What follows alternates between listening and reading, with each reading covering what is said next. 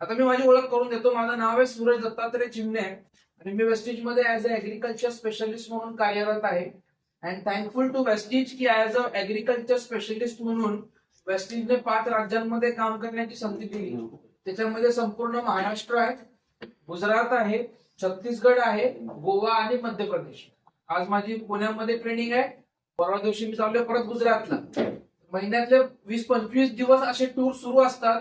त्याच्या पाठीमागे एकच कारण आहे की ग्रामीण भागामधल्या शेतकऱ्यांना शेती चांगली करून त्यांच्यासाठी एक आर्थिक व्यवसाय किंवा एक जोडधंदा आपण या वेस्टिजच्या माध्यमातून त्यांना आपण देतो. आणि त्यासाठी आज आपण इथं सगळे आलेलो आहोत. तर काय करू, सगळ्यात अगोदर पहिल्या प्रोडक्टची माहिती समजून घेऊ. कारण कुठलाही नवीन प्रोडक्ट, हे सगळे प्रोडक्ट तुमच्यासाठी नवीन आहेत का पहिल्यांदा तुम्ही ऐकले आहेत की वापरलेले आहेत? नवीन. काही लोकांनी वापरले असते, काही लोकांसाठी ते नवीन असते. तर आपण काय करू की सगळ्यात अगोदर पहिला प्रोडक्ट समजून घेऊ. कारण मार्केटमध्ये कुठलं पण प्रोडक्ट शेतीमध्ये वापरण्याच्या अगोदर त्याची माहिती आपल्याला असणं खूप महत्वाचं, बरोबर आहे. म्हणून आपण काय करू, सगळ्यात अगोदर त्याची माहिती घेऊ आणि मग आपण तुमचे काय प्रश्न वगैरे असतील ते आपण कंटिन्यू करू. स्टार्ट करूया. ओके, चलो. अच्छा, आपल्याला जगण्यासाठी नक्की काय पाहिजे असतं? पैसा. ओके, ठळक मुद्द्यावर हात घातला सरांनी का? ओके, पैसा. अजून चांगलं आरोग्य. अजून पौष्टिक आहार. ऑक्सिजन. ओके, याच्या व्यतिरिक्त काय सांगाल? चालू करत शिक्षण महत्वाचं, इम्पॉर्टंट. शिक्षण महत्वाचं आहे, राईट. 4. अजून 5. अजून अच्छा, न्यूट्रिशन. बरोबर. आणि लहानपणापासून आपण एक गोष्ट शिकलेलो आहोत, अन्न वस्त्र निवारा या माणसाच्या मूलभूत गरजा असतात. आता अन्न तर आहे, ठीक आहे, अन्न तर आहे, पण ते कसं पाहिजे? संतुलित आहार ज्याला आपण म्हणतो. जे लोक संतुलित आहार घेत आहेत ना त्यांनी हात वर करा बरं. 1, 2, 3. संतुलित आहार म्हणजे नक्की काय? जेवतो तर आपण सगळेच, पण संतुलित आहार म्हणजे नक्की काय? विदाउट केमिकल हा कन्सेप्ट आपण डोक्यामधून काढूनच टाकू. इथे सर बसलेत, आधीच मान हलवत आहेत. विदाउट केमिकल करणं किती अवघड जातं सरांना माहितीये, बरोबर आहे. तर आज आपल्याला ही गोष्ट ऍक्सेप्ट करावी लागेल की केमिकल म्हणजे जे अशा प्रोडक्ट ज्याच्यामध्ये केमिकल नाहीये ते उगवण्यासाठी आणि ते करण्यासाठी खूप धैर्य लागतं. आणि ते धैर्य आपल्यामध्ये आहे का? म्हणून आपल्याला जगण्यासाठी काय पाहिजे असतं ते म्हणजे संतुलित आहार. त्यानंतर दुसरं काय लागतं ते म्हणजे पाणी स्वच्छ पाहिजे. आज आपण पाणी पितोय, ते पाणी खरंच आपल्या पिण्यासाठी योग्य आहे का? किती जणांना माहिती आहे? अजिबात नाही. आणि त्यानंतर येतं ते म्हणजे आज मला सांगा, ह्या तिन्ही गोष्टींपैकी कुठली गोष्ट चांगली आहे? कुठलीच नाही. संतुलित आहार पण नाही, ना पाणी नाही, ना हवा. आज हवा पण चांगली आहे का? आता चौथं जे मी तुम्हाला दाखवेन ना, ते इथं बसलेल्यांपैकी किती लोक जगतायत ते मला तुमच्याकडनं जाणून घ्यायचंय. असं मी काय वेगळं दिलंय का की जेणेकरून तुम्हाला बघून काहीतरी आश्चर्य वाटतंय? चांगलं जीवनच दिलंय ना. मग किती जण जगतायत? चांगलं जीवन म्हणजे तुमच्या भाषेमध्ये मला सांगा, चांगल्या जीवनची व्याख्या काय असते? बिना स्ट्रेस की जिंदगी. ओके, अजून लक्झुरियस लाईफ. पैसे खर्च करताना विचारच नाही करायला पाहिजे. पैसे खर्च करताना विचार केला गेला पाहिजे, बरोबर आहे. कर्जमुक्त जीवन, बरोबर आहे. आणि हे जर तुम्हाला खऱ्या अर्थानं अनुभवायचं असेल ना, तर वेस्टिजने एक नवीन संकल्पना सुरू केली, त्याला आपण म्हणतो भरोसे की डोर. राईट, तुम्हाला माहिती आहे. तर ज्यांनी कोणी ऐकलं नसेल ना, त्यांनी एकदा ती VMCA मेंबर द्वारा ते आयोजित केलं जातं किंवा त्यांच्याकडून ते भरोसेकीवर केलं जातं. त्याच्यामध्ये तुम्हाला चांगलं जीवन म्हणजे नक्की काय असतं त्या सगळ्या गोष्टी तुम्हाला एक्सपिरियन्स करायला भेटतात. आणि आता सगळ्यात चौथी महत्वाची गोष्ट आहे ते म्हणजे, आणि त्याच्यामध्ये मी 2 वाक्य लिहिले, 2 शब्द लिहिलेत. एक म्हणजे काय, शेती, आणि दुसरं म्हणजे काय, व्यवसाय. जॉब किती जण करतात, इन्क्लुडिंग मी? आम्ही 1 2 3 जण जॉब करतात. ओके, हरकत नाही. मला सांगा, जॉब मधून आपल्याला पैसा उभा करता येतो का? येतो? उदरनिर्वाह करण्यापुरतं जेवढं आहे तेवढं भेटतं. म्हणजे त्याला आपण आपल्या मराठी भाषेमध्ये तडजोड म्हणतो, ऍडजस्टमेंट. तेवढा पुरतं आपल्याला उभं करता येतो. त्याच्या व्यतिरिक्त आपल्याला उभं करता येतो का?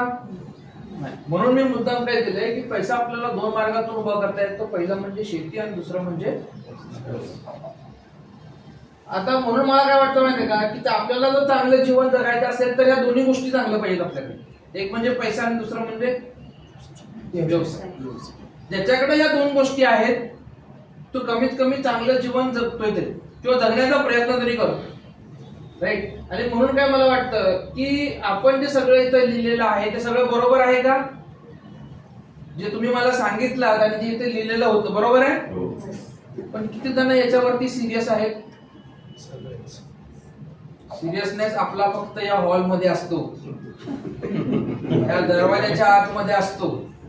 आणि जसंही आपण दरवाजाच्या बाहेर पाय टाकू, आपल्याला मस्त वाटतं की आपल्याला चांगलं खायला पाहिजे, चांगलं मिळालं पाहिजे. पण ते खाण्यासाठी आणि घेण्यासाठी एक गोष्टीची गरज आपल्याकडे नेहमी भासते, बरोबर आहे. आणि मग आपण काय म्हणतो, जाऊ दे, जसं आपण करतोय तसं आपलं चालत आलेलं आहे ते आपण चालू ठेवू, बरोबर आहे. आणि म्हणून नक्की आपल्याला हे समजून घेतलं पाहिजे की आज तुम्ही जे काय काम करताय, मग एखादा शेतकरी शेती करतो, एखादा डिस्ट्रीब्युटर आमचं वेस्टेज करतोय, एखादा जॉब करणारा व्यक्ती जॉब करतोय, नक्की त्याला काय हवंय? शेतकऱ्याला शेतीमधून काय हवंय, डिस्ट्रीब्युटरला वेस्टेज कडनं काय हवंय, आणि एखादा व्यक्ती जर जॉब करतोय त्याला कंपनीकडनं काय हवंय.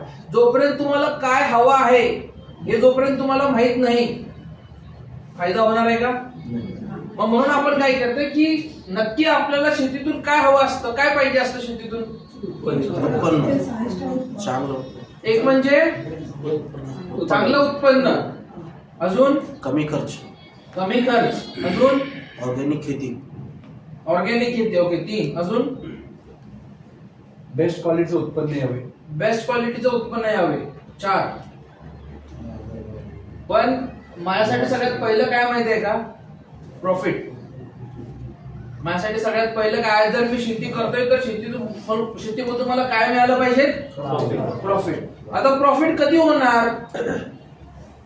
तर त्याचं उत्तर काय? चांगलं उत्पादन झाल्यावरती. जे आपण पिकवतोय त्याला मार्केटमध्ये जर रेट चांगला मिळाला तर आपली शेती प्रॉफिट मध्ये. आणि सगळ्यात महत्वाचं काय ते म्हणजे, आता मला एक गोष्ट सांगा की आपण ह्या 2 गोष्टी काढून टाकू, चांगलं उत्पादन आणि किंमत, बरोबर. पण तुम्ही जे पीक घेताय ते पीक घेण्यासाठी तुमचा होणारा खर्च जर कमी राहिला आणि उत्पादन जर स्टेबल राहिलं तर शेती प्रॉफिट मध्ये की लॉस मध्ये? प्रॉफिट मध्ये. समजा एक फॉर एक्झाम्पल आपण एखादं ऊसाचं क्षेत्र घेतोय ज्याच्यामध्ये ऍव्हरेजली ऊसाचं एकरी उत्पन्न आपण 60 ते 70 टन आपण बघितलंय, बरोबर आहे.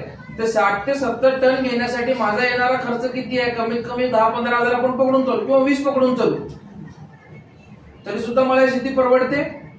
मी उदाहरण तुम्हाला देतोय, ऊसामध्ये एवढा कमी खर्च होत नाही हे मला पण माहितीये, पण तुम्हाला उदाहरण देतोय. त्यानंतर दुसरं काय ते म्हणजे आपलं आरोग्य, तुमचं आरोग्य, त्यानंतर तुमच्या कुटुंबाचं आरोग्य, त्यानंतर आपल्या जमिनीचं आरोग्य चांगलं असणं महत्वाचं. आणि सगळ्यात शेवटी येतं ते म्हणजे पर्यावरणाचं संतुलन. पर्यावरणाचं आरोग्य पाहिजे. आणि हे 4था जो आहे तो आपल्याला जपायचा आहे. कोण येणार आहे का दुसरं जपण्यासाठी? आता आपण समजून घेऊ की आपल्या जमिनीचं आरोग्य म्हणजे नक्की काय. मगाशी कोणतरी म्हटलं की मॅडमच म्हटलंय की आरोग्य सगळ्यात चांगलं असलं पाहिजे. आरोग्य महत्वाचं आहे. जसं आपल्यासाठी आरोग्य महत्वाचं आहे तसं जमिनीसाठी जमिनीचं आरोग्य महत्वाचं आहे, बरोबर आहे. मग जमिनीचं आरोग्य सध्याच्या तारखेमध्ये चांगलं आहे का? नाही. जबाबदार कोण आहे?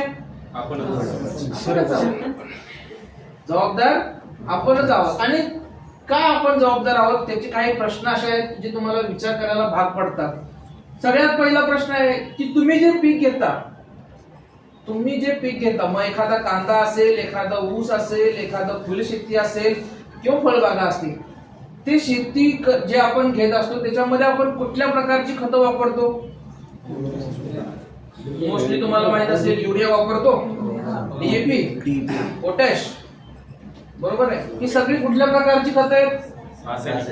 रासायनिक खतं आहेत, बरोबर आहे. आता मला सांगा, तुम्ही जरा विचार करा या गोष्टीवरती की रासायनिक खतांचा वापर करून तुम्हाला जेवढं उत्पादन येते तेच उत्पादन जर कमी रासायनिक खतांचा वापर करून तुम्हाला मिळालं, जेणेकरून तुमची माती पण सुरक्षित राहील आणि तुमचं जमिनीचं आरोग्य पण चांगलं राहील, तर ऐकायला आणि बघायला आवडेल का? येस. म्हणूनच आपण सगळे इथे आहोत, ते म्हणजे welcome to the bio fertilizer and that is. आपण यासाठी आलेलो आहोत की कसं आपण आपल्या जमिनीचं आरोग्य चांगलं ठेवू शकतो, कसं आपण आपल्या रासायनिक खतांचा खर्च जो आहे तो आपण कमी करू शकतो. बघा, माझं काम आहे सांगणं, करणं न करणं तो तुमचा भाग आहे, तो पुढचा भाग आहे. पण ऍटलिस्ट आपण तो रासायनिक खतांचा खर्च कमी करण्यासाठी आपण सुरुवात तर करू शकतो. येस. बरोबर. आणि आपण काय केली पाहिजे हे सुद्धा तुम्हाला सांगण्याचा प्रयत्न करतो. मला सांगा, रासायनिक खतं जर आपण वापरायची बंद केली, शेती होऊ शकते का? कारण जमिनीला सवय लागली. रासायनिक खतं जर कमी वापरली, शेती होऊ शकते का? 100% होऊ शकते. आपल्याला काय करायचं आहे की रासायनिक खतांचा वापर जेवढं तुम्हाला कमी करता येईल तेवढं आपल्याला कमी करायचं आहे आणि त्याची कार्यक्षमता वाढवायची. म्हणजे आपण म्हणतो क्वालिटी वर्क, बरोबर आहे. आणि ते आपले सगळे प्रोडक्ट करतात आणि म्हणून आज आपण सगळेजण इथं आलेलो आहोत की कशा पद्धतीनं आपण याचं काम जे आहे ते आपण समजून घेऊ. हे प्रोडक्ट किती जणांनी ऐकलेलं आहे किंवा किती जणांनी वापरलेलं आहे?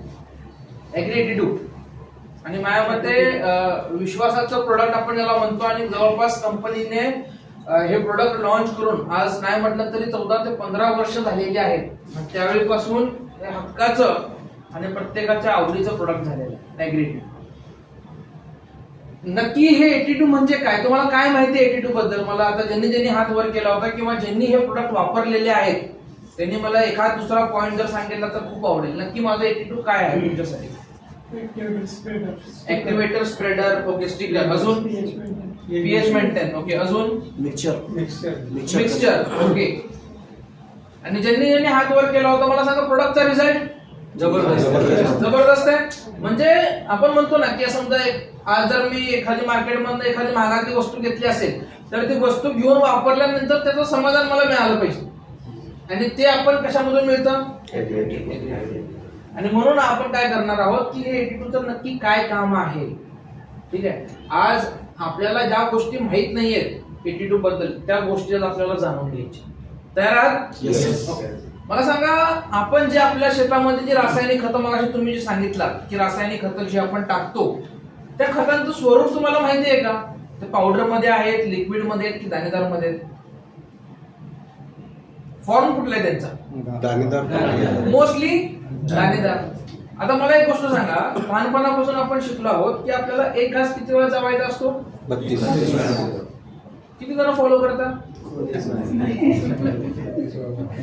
इव्हन मी तुम्हाला हा प्रश्न विचारतोय पण मी पण कधी कधी फॉलो करत नाही ते, बरोबर आहे.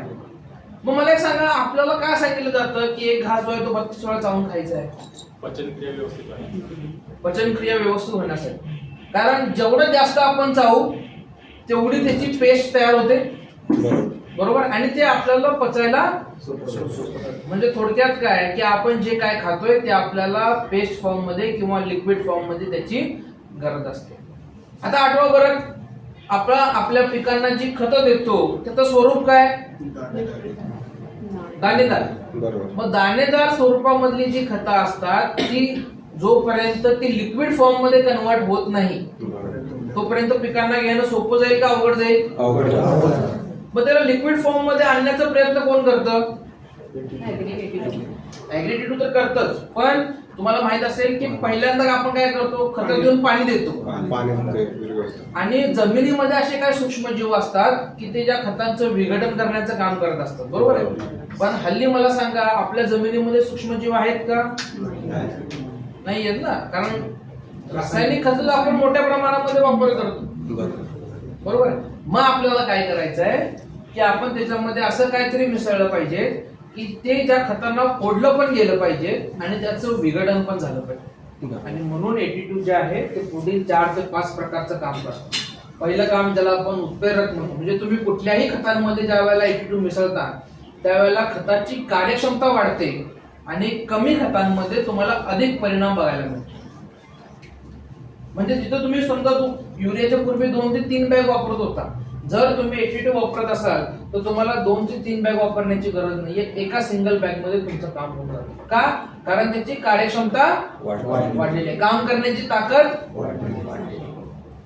आमच्या सोलापूरमध्ये एक शेतकरी होते रमेश पाटील म्हणून, त्यांच्या शेतामध्ये प्रॉब्लेम काय होता, जसं मगाशी सरांनी सांगितलं की कॅप्सिकम त्यांचं पीक होतं, शिमला मिरची ज्याला आपण म्हणतो. आणि शिमला मिरचीमध्ये तुम्हाला माहित असेल की एखाद्या लहान पोराला जपल्यासारखं त्याला जपायला लागतं, कारण व्हायरसचा अटॅक होतो, थ्रिप्सचा अटॅक होतो, बुरशीचा अटॅक खूप जास्त प्रमाणामध्ये त्याच्यावर बघायला मिळतो.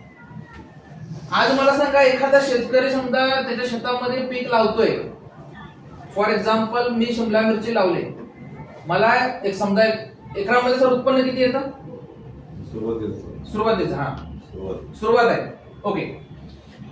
ऑन एन एव्हरेज आपण एक 15 ते 16 टन पकडून चालू, ठीक आहे. 15 ते 16 टन सुरुवात आहे आपल्याला, एकरी 15 ते 16 टन आपल्याला उत्पन्न येतं. दुसऱ्या वर्षी त्या शेतकऱ्याची अपेक्षा काय राहील? जास्त.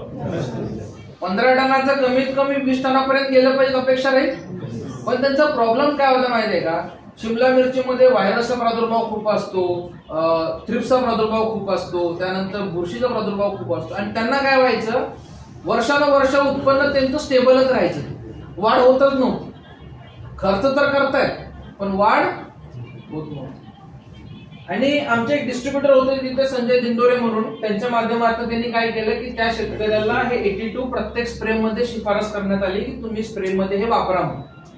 आता ज्या वेळेला आपण 82 कुठल्याही स्प्रे मध्ये वापरतो, त्याचं पहिलं काम काय असतं, पानांवरती पसरवणे आणि पानाच्या आतमध्ये पोहोचणे. ज्या वेळेला ते 82 प्रत्येक औषधामध्ये मिसळले गेला आणि त्याचा स्प्रे करण्यात आला, त्या शेतकऱ्याला त्या वर्षीची कॉस्टिंग जी आहे ती जवळपास 15 ते 20% कमी आहे. पहिलं. दुसरं, वारंवार त्याला औषधं वापरण्याची गरज लागली नाही, कारण 82 पानांवरती पडून राहिल्यामुळे किंवा पानाच्या आतमध्ये पसरल्यामुळे रिझल्ट त्यांचा दीर्घकाळ टिकून राहिला, बरोबर आहे. आणि जे त्यांना दरवर्षी स्टेबल उत्पन्न राहत होतं ते पहिल्या वर्षी ते 15 टन आलं, दुसऱ्या वर्षी 16 टनापर्यंत गेलं. असं आज टप्प्यामध्ये त्यांना कमीत कमी 17 ते 18 टन जे आहे त्यांना शिमला मिरची, राईट. फक्त कारण काय आहे की साधी छोटी गोष्ट आहे, स्प्रे मध्ये आपण जे काय वापरतोय ते असं काहीतरी वापरलं गेलं पाहिजे की त्या औषधाची कार्यक्षमता वाढली पाहिजे. तिसरं, वारंवार आपण आपल्या शेतामध्ये पाणी देत असतो, बरोबर आहे. आणि बऱ्याच वेळेला काय होतं की जेवढं आपण जास्त पाणी देऊ, प्रत्येकाकडे ठिबक सिंचन असतं असं नाही, काही जण मोकाट पाणी देतात आपल्या शेतामध्ये, बरोबर आहे.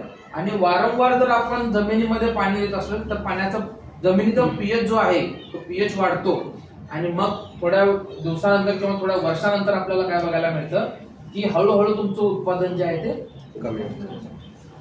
मग ज्या वेळेला आपल्या 82 त्यांना पाण्यातून सोडण्यात पण सांगितलं गेलं, त्यावेळेला काय झालं, पाण्याचा पीएच बॅलन्स राहिला. मग असे सर बोलले पीएच बॅलन्स होण्यासाठी पाण्याचा पीएच बॅलन्स राहिला आणि खतां वारंवार त्यांना खतं जी आपण ड्रिप मधून सोडतो ना, 12-61-0-19-19 यांचा वापर हळूहळू कमी झाला आणि वापसा ज्याला आपण म्हणतो आपल्या जमिनीमध्ये जास्त काळ टिकून राहिला. आणि सगळ्यात शेवटी ते म्हणजे मगाशी सर म्हटले मिश्रण एक चांगल्या प्रकारे होतं. म्हणून 82 जे आहे एकूण 4 ते 5 प्रकारची कामं करतात. अजून एक जे सगळ्यात मोठं काम काय माहिती आहे का, फवारणी करत असताना मला एक सांगा की कांद्याचं पीक असेल, ऊसाचं पीक असेल, फुलशेती असेल किंवा फळबाग असेल, स्प्रे करत असताना सगळ्या पानांवरती एकसारखा स्प्रे पडतो का? काही पानांवरती जास्त पडतो, काही पानांवरती मग औषध कमी पडलं तरी प्रॉब्लेम आहे आणि जास्त पडलं तरी प्रॉब्लेम. पण हे जर तुम्ही 82 वापरत असाल तर तुमचं औषध सगळ्या पानांवरती समप्रमाणामध्ये पसरलं जातं. कुठे औषध कमी पडत नाही, कुठे औषध जास्त पडत. हे 82चं सगळ्यात मोठं वैशिष्ट्य. त्यानंतर बऱ्याच वेळेला आपण आपल्या दिनचर्यामध्ये दिवसभरामध्ये शरीरामध्ये जे जे काय खात असतो आपण, शरीरामध्ये टॉक्सिन जमा होतात आणि ते बाहेर कसे निघतात? एकदा घामाद्वारे किंवा युरिनद्वारे, बरोबर. पण आपल्या पिकांमध्ये जे आपण रासायनिक कीटकनाशकांचा जो आपण स्प्रे करत असतो किंवा टॉनिक वगैरे देत असतो, पिकांमध्ये सुद्धा टॉक्सिन जमा होतात आणि ते बाहेर काढण्याचं काम सुद्धा हे आपले करत असतं. म्हणून आपण काय करतो, ह्याच्या 3 पद्धतीनं याचा वापर करायला शिफारस करतो. पहिलं काय, पहिल्या पिक्चर मध्ये काय बघायला मिळतंय? स्प्रे. दुसऱ्या पिक्चर मध्ये ठिबक किंवा पाटपाणी. आणि तिसऱ्या पिक्चर मध्ये खतांच्या माध्यमातून याचा वापर केला जातो. आणि म्हणून 82 एक असं प्रोडक्ट आहे की ज्याचा वापर तुम्ही कुठल्याही औषधांमध्ये, कीटकनाशक असेल, बुरशीनाशक असेल, पाण्यात विरघळणारी खतं असतील किंवा ड्रिप इरिगेशन असेल किंवा पाटपाणी असेल किंवा खतं असतील. कांद्यामध्ये सगळ्यात चांगल्या प्रकारे रिझल्ट काय येतो माहितीये का? कांद्याची पात तेलकट असते, फवारलेलं औषध खाली, आणि आता सध्या जर तुम्ही बघितलं तर कांद्यामध्ये पीळ पडणे आणि बुरशी याचा प्रादुर्भाव आता तुम्हाला बघायला मिळतोय, बरोबर आहे. करपा आता यायला सुरुवात झाली असते किंवा शेंडे करपल्यासारखे तुम्हाला बघायला मिळतात. मग आपण औषध मार्केट मधलं वापरतोय, पण त्याची निम्मी फवारणी कुठं जाते? खाली गळून पडते. मग त्याच्यामध्ये आपण असं काहीतरी टाकूया की जेणेकरून त्या पूर्ण पातेवरती ते औषध पसरलं गेलं पाहिजे, त्याच्या आतमध्ये शोषले गेले पाहिजेत आणि वारंवार मला औषधं वापरण्याची गरज पडू नये. मग औषधांचं पण तसं असतं किंवा आपल्या जमिनीचं पण तसं असतं. वर्षानुवर्ष आपण रासायनिक शेती केलेली असते, त्याच्यामध्ये रासायनिक खतं वापरलेली असतात आणि एका वर्षामध्ये ते बदलणं खूप अवघड जातं. म्हणून काय करायचं, टप्प्याटप्प्याने आपल्याला करायचं, बरोबर आहे.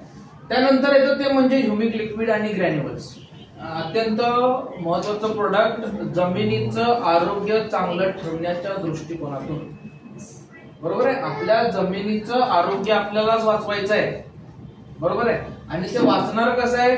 जास्त रासायनिक खतं वापरून, बरोबर आहे ना. वापरणार कोण आहे? पण आपण रासायनिक खतं तर वापरतोय, पण जमिनीमध्ये जैविक काय दिलंय का? एकदा विचार करा. म्हणजे आपण दिवसभर काय पाहिजे ते खातो, पण सकाळी उठल्यानंतर काढा पितो, लिंबू टाकून पाणी पितो. आजकाल फॅशन झाली ती, दिवसभर काही खायचं पण सकाळी उठल्या उठल्या गरम पाणी, लिंबू, थोडस मध टाकायचं, त्यानंतर थोडस हळद टाकायचं. का तर बाबा शरीर डिटॉक्स होण्यासाठी. सगळेजण करताय, मी पण करतो, आपण सगळेजण फॉलो करतोय, ठीक आहे. पण दिवसभरामध्ये मला सांगा, आठवड्यात मी हे एकदा केलं चालेल का? त्याला दररोज करावं लागेल, कंटिन्यू करावं लागेल. आणि म्हणून हे जे ह्युमिक लिक्विड आणि ग्रॅन्युअल आहे हे आपल्या जमिनीच्या दृष्टिकोनातून खूप चांगलं आहे. आता का इथं काही खतांची नावं दिलेली आहेत, तुम्ही बघून मला सांगाल का कुठली कुठली खतं आहेत?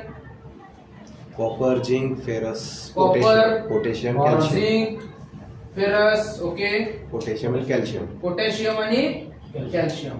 बरं, ही जी अन्नद्रव्य इथे मी दिलेली आहेत ती तुम्हाला स्पष्ट दिसत आहेत का? नाही, थोडीशी ब्लर आहे. ओके, पण आपल्यापैकी काही लोकांनी बरोबर ती नावे ओळखली. बरोबर. म्हणजे नक्की बघायचं कुठं आणि काय बघायचं हे आपल्याला माहित पाहिजे. कळलं?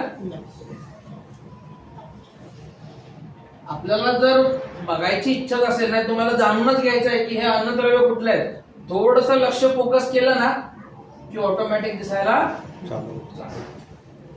आणि ही जी खतं आहेत ही जमिनीमध्ये एक ठराविक अंतरावर पडलेली आहेत.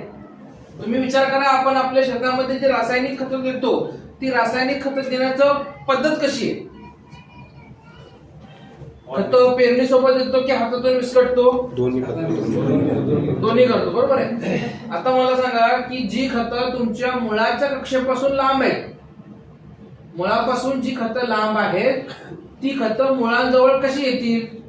पाण्यातून पाटाचं पाणी सोडल्यानंतर पाटाचं पाणी सोडल्यानंतर, बरोबर आहे. तुम्हाला हे सगळ्यांना वाटलं की पाटाच्या पाण्यामधून लांब पडलेलं खत मुळांच्या जवळ आहे. पण आपल्या पिकांना लागणारे 16 अन्नद्रव्य, त्यातली 3 अन्नद्रव्य हे बेसिक आपण म्हणतो, ज्याला आपण ऑक्सिजन, हायड्रोजन आणि कार्बन म्हणतो, जे आपल्याला हवा, पाणी आणि मातीच्या माध्यमातून मिळत असतं.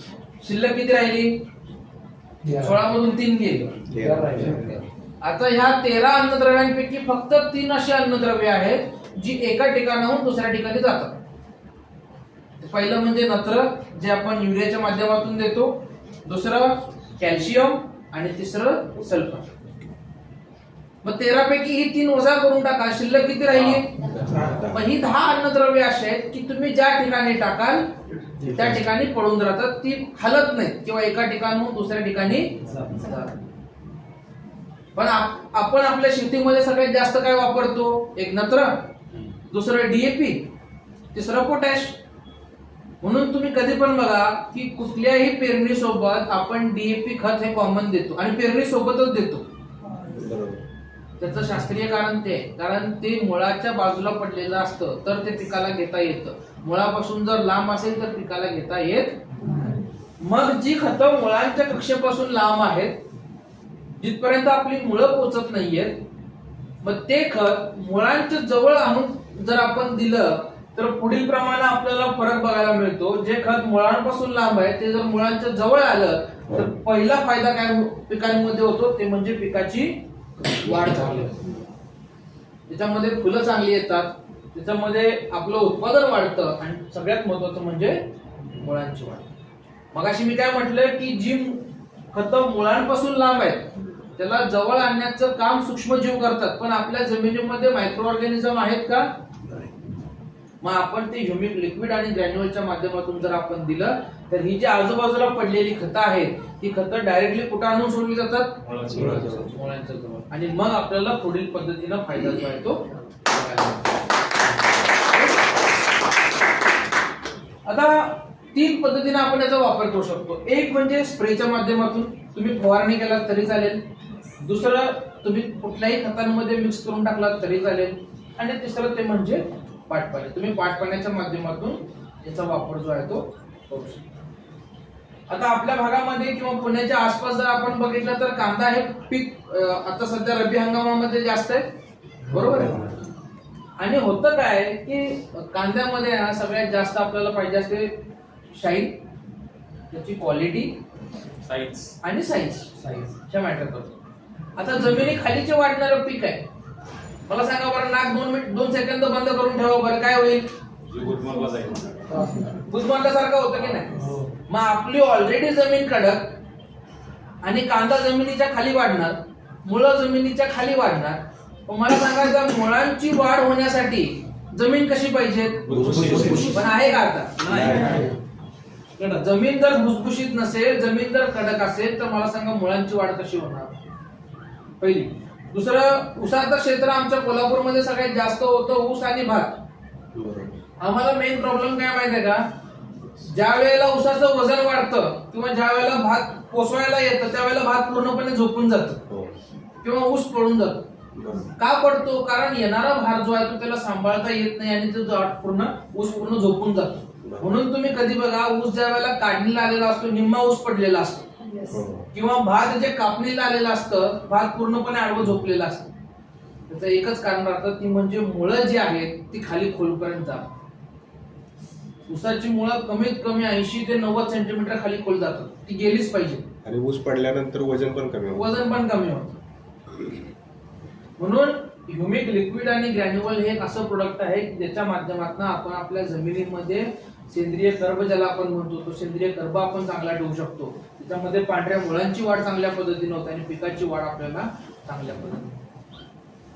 मला सांगा, इथं बसलेला प्रत्येक वर्ग जो आहे किंवा शेतकरी असेल, व्यावसायिक आहात का तुम्ही? मॅडम शेतकरी. बरं, प्रत्येकाला व्यावसायिक असलं पाहिजे का नाही? व्यावसायिक दृष्ट्या आपल्याला बघायचंच आहे. आणि एक यशस्वीरित्या व्यवसाय कोण असतो माहितीये का? ज्याला आकडेवारीवर काम करता येते. म्हणजे शेतकरी आपण म्हणतो ना की आपल्याला जर वर्षानुवर्ष जर पिकाचं उत्पन्न घेत असेल, वाढवायचं असेल, तर आपल्याला हे माहित पाहिजे की अगोदरच्या वर्षी आपण किती टन ऊस घेतलेला आहे. मला काल का परवा दिवशी एका शेतकऱ्याचा फोन आला होता साताऱ्यावरून. मला म्हटलं साहेब मला 100 टन ऊस काढायचा आहे, मला 100 टन ऊस काढायचा आहे आणि तुम्ही मला काढून द्याल का? मी त्याला पहिला प्रश्न विचारला, मागच्या वर्षी किती उत्पन्न काढलं होतं? म्हटलं 40 टन. मी म्हटलं साहेब तुम्हाला 40 वरनं डायरेक्ट 100 टनावर घेऊन जाऊ शकत नाही. 40 वरनं फार तर फार 50 आणू शकतो, 50 येतं तर 60 करू शकतो, 60 तर 70 करू शकतो. नाही मला त्याने परत बस शेतकरी एवढे हुशार असतात ना, त्याने मला दुसरा क्वेश्चन काय केला माहितीये का? नाही साहेब मला जाणून घ्यायचं होतं तुमच्याकडनं, कारण बरेच लोक येतात आणि म्हणतात की आम्ही 40 टनाचा 80 टन काढून देऊ, 80 टनाचा 100 टन काढून देऊ. पण तुमच्याकडनं जाणून घ्यायचं होतं की खरंच असं पॉसिबल आहे का? मी म्हटलं जे फॅक्ट आहे ते तुम्हाला सांगितलं. मी तुम्हाला असं म्हणणार नाही का आज तुमचं 40-50 टन येते ते डायरेक्टली 100 टनापर्यंत जाईल. मी म्हटलं 50 टनापर्यंत तुम्हाला मी काढून देऊ शकतो प्रोडक्टच्या मदतीने किंवा मार्केट गायडन्सच्या मदतीने. पण तुम्हाला हे माहित पाहिजे की तुमचं मागच्या वर्षी उत्पन्न किती होतं, त्याला खर्च किती आला होता, तुम्हाला कारखान्याने FRP कधी दिला होता, या बेसिक गोष्टी तुम्हाला माहित पाहिजेत. तर आपल्याला ते कॅल्क्युलेट करता येतं. तसं काही शिकायला मिळतं. आज आम्ही हे आमचं ह्युमिक ग्रॅन्युअल्स आणि ह्युमिक लिक्विड एवढं सक्सेसफुल आहे गेल्या 5 वर्षापासून महाराष्ट्रामध्ये, तर सगळ्यात मोठं कारण आहे ही आकडेवारी. आम्ही काय केलं की 5 ते 6 वर्षामध्ये कुठे कुठे हे प्रोडक्ट वापरले गेलं होतं आणि त्याचं उत्पन्न किती वाढलं त्या शेतकऱ्याचं, हे आकडेवारीच्या माध्यमातून दाखवण्याचा प्रयत्न केला. आणि म्हणून आमच्या वेस्टेजमध्ये टॉप 10 मध्ये 2nd नंबरला हे ह्युमिक लिक्विड आणि ग्रॅन्युअल आहेत. हे आम्ही दरवर्षी का फॉलो करत असतो? कारण तो ट्रेंड तुम्हाला माहित पाहिजे. जसं आपल्या शेतीचा सीझन असतो, खरीफ मध्ये एकदम एवढं जातं, रबी मध्ये थोडं एवढं येतं जानेवारी पर्यंत, आणि फेब्रुवारी मार्च पर्यंत ते स्टेबल राहतं. कारण नंतर शेतकऱ्याच्या शेतामध्ये पिकं नसतात, मोस्टली कमी असतात. पण खरीफ आणि रब्बी मध्ये तो रेशिओ जो आहे तो हाय असतो. मग आम्हाला काय करायचं असतं की पुढच्या 2 ते 3 महिन्यामध्ये बिझनेस स्टेबल आहे, त्या 2 महिन्यामध्ये जो होणारा बिझनेस आहे तो अगोदर खेळून आणायचा रब्बी क्रॉप मध्ये, म्हणजे ते लेवल मॅच करून ठेवायची. म्हणजे पुढचे 2 महिने स्टेबल जरी राहिले तरी काय फरक पडत नाही. म्हणून आम्हाला हे ह्युमिक बद्दल एवढं प्रेम आहे की शेतकऱ्यांनी, तुम्ही विचार करा जर वेस्टेज मध्ये 400+ प्रोडक्ट आहेत आणि ते 400+ प्रोडक्ट मध्ये 2nd नंबरला ह्युमिक येतं, याचा अर्थ काय मला कोण सांगत? त्याचा खप जास्त आहे, खप जास्त आहे, रिझल्ट जास्त, रिझल्ट चांगला आहे. आणि सगळ्यात महत्वाचं काय माहिती आहे का, ऍग्रिकल्चर मध्ये एक गोष्ट चांगली होते, आणि जर तुम्ही ऍज अ बिझनेस म्हणून जर विचार करत असाल वेस्टेज कडे, तर तुम्ही बघा की रिपर्चेस सगळ्यात जास्त कुठल्या कॅटेगरीमध्ये होतोय? आणि जर तुम्हाला वाटलं की रिपर्चेस सगळ्यात जास्त ह्या कॅटेगरीमध्ये होतोय, तुम्ही समजून जा की तुमचा बिझनेस त्या कॅटेगरीमध्ये वाढणार आहे. तुम्हाला सगळ्यात जास्त ऑर्डर कशावरती येतात, कुठल्या प्रोडक्ट वरती येतात, कुठल्या कॅटेगरी वरती येतात, हे जर तुमच्याकडे 1 महिना जर तुम्ही याच्यावर अभ्यास केला ना, गॅरंटी 1 महिना अभ्यासाला देऊन बघा ह्या विषयांवरती, दुसऱ्या महिन्यामध्ये तुम्हाला कुणाला विचारायची गरज नाही, तुम्ही स्वतः करता. सो एकरी 5 ते 10 किलो आहे.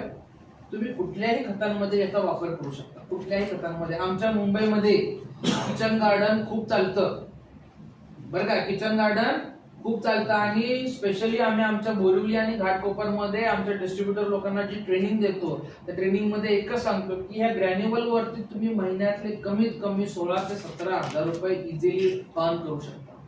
महिन्याला किती? 16 ते 17 हजार. मुंबई सारख्या ठिकाणी आज आमचं ग्रॅन्युअल वरती खूप मोठं काम चालू आहे. म्हणजे गार्डनिंग साठी किंवा आपण आपल्या घरामध्ये जे पॉट लावतो, कुंड्या असतो, तुम्ही विचार करा ना की त्या कुंड्यांमध्ये आजपर्यंत आपण काय टाकलंय? काहीच नाही, नुसतं पाणी देतो. पाण्यावरती आपलं पीक कुठलं कसं काय जगेल? त्याला जोपर्यंत तुम्ही काय खायला देणार नाही त्याचं पीक वाढेल का? याच्याने काय होतं की एक त्याच्या घरामध्ये प्रोडक्ट वापरला, रिझल्ट आला, बरोबर, बाकीचे प्रोडक्ट मूव्ह व्हायला सुरुवात, एंट्री होते, बरोबर आहे. त्यानंतर रिझल्ट आला, मला सांगा तुम्हाला प्रत्येकाला वाटतं ना घरामध्ये तुळशीचं रोप आहे ते जगलं पाहिजे, वृंदावन. त्याला आपण वृंदावन म्हणतो. पण होतं असं प्रॉब्लेम की आपण त्याला सतत पाणी देतो.